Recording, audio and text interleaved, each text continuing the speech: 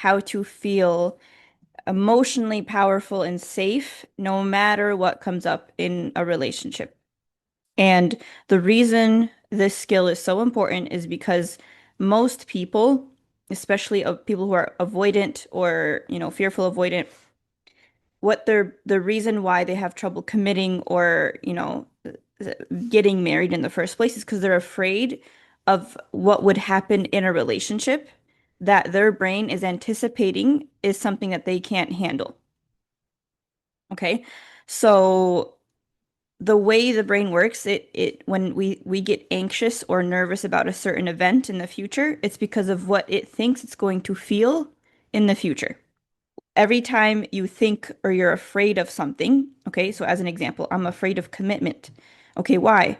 Because what if I commit to someone and then I end up getting really bored or I have FOMO or and then I look at another person and I think I missed out and then I'm going to feel really guilty that I have to dump this current person and I'm going to feel so much shame. Okay? Their brain is doing all that in the background and they're thinking they're just afraid of commitment. When the truth is they're afraid of feeling the specific feeling that they think they're going to feel in that moment when they have that thought in the future. So what does that do? That doesn't give them safety. They don't feel safe enough to actually enter into a relationship because their brain will do whatever it takes to avoid that specific feeling in the future. Now, in order to build safety, what I mean by safety is the ability that feeling of like I will be okay no matter what comes up. I will be okay. No matter what emotion comes up, I trust that I will be able to handle it. That is what I mean by safety. Now, people who struggle with getting into a relationship where they have fears or any of that, there's a certain fear or something that their brain is anticipating that they think they will not be able to handle. And that is what I'm going to talk about today. Okay. So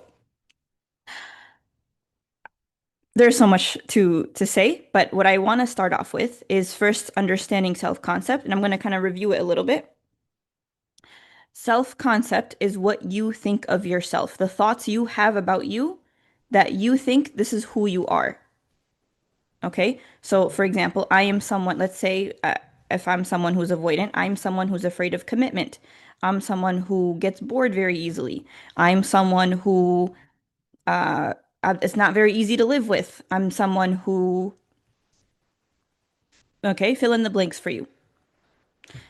That's who you think you are. Now, with this self-concept, if it's very like this, you 100% believe it, and this is like just the truth because of what you've seen in the past, right?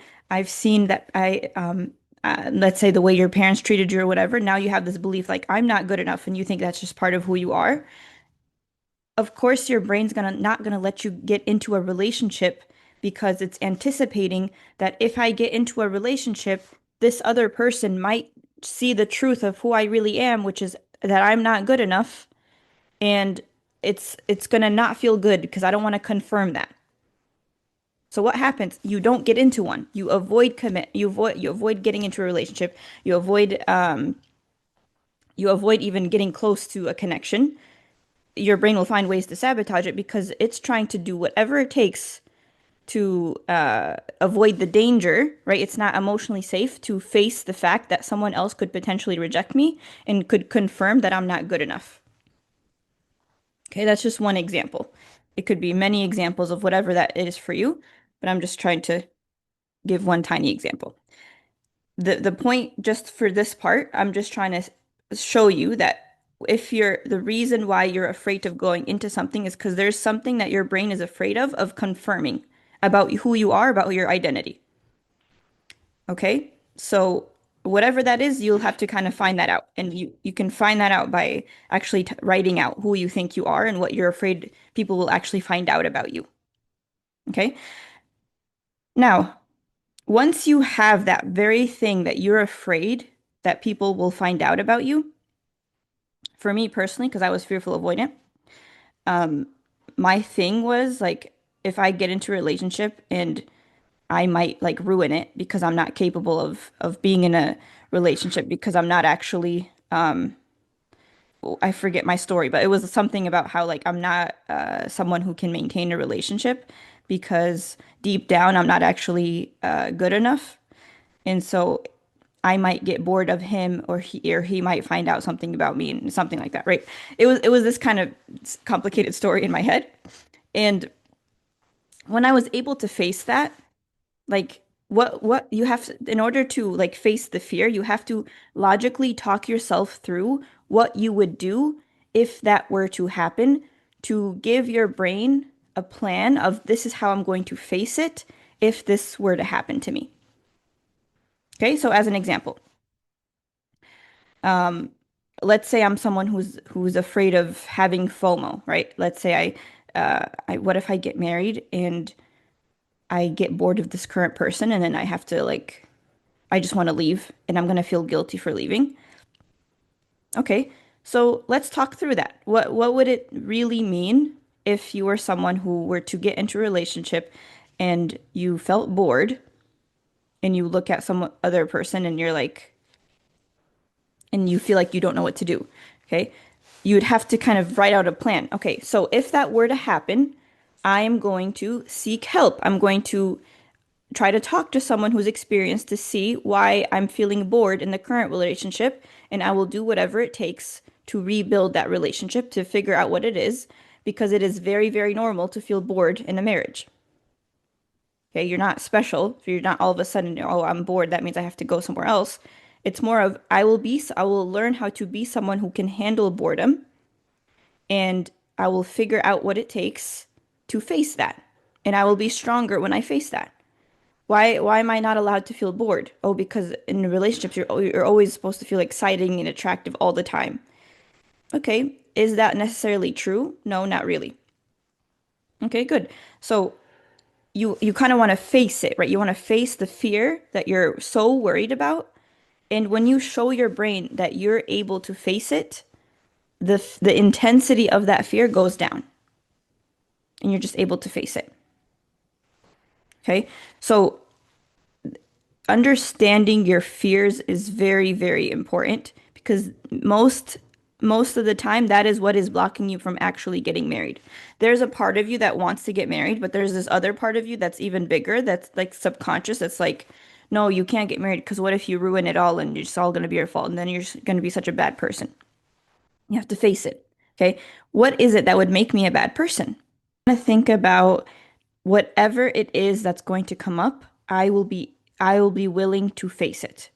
I will be willing to answer it and face it. Okay, but what if this happens? What if you start feeling trapped? Okay, then I'll have to learn how to actually face the person. Oh, but you don't know how to face the person. Why not? Okay, all of that needs to be checked because otherwise, if you just have lingering fears in the back of your head and you're constantly trying to talk to someone and try to figure out and try to get married, it's you're gonna sabotage it. You're gonna find a way, your brain's gonna find a way to ruin it or not actually get into one because it's just afraid that of something that's gonna happen. Okay, so your assignment for this is write out all your deepest, darkest fears of what would happen if you got into a relationship and answer it.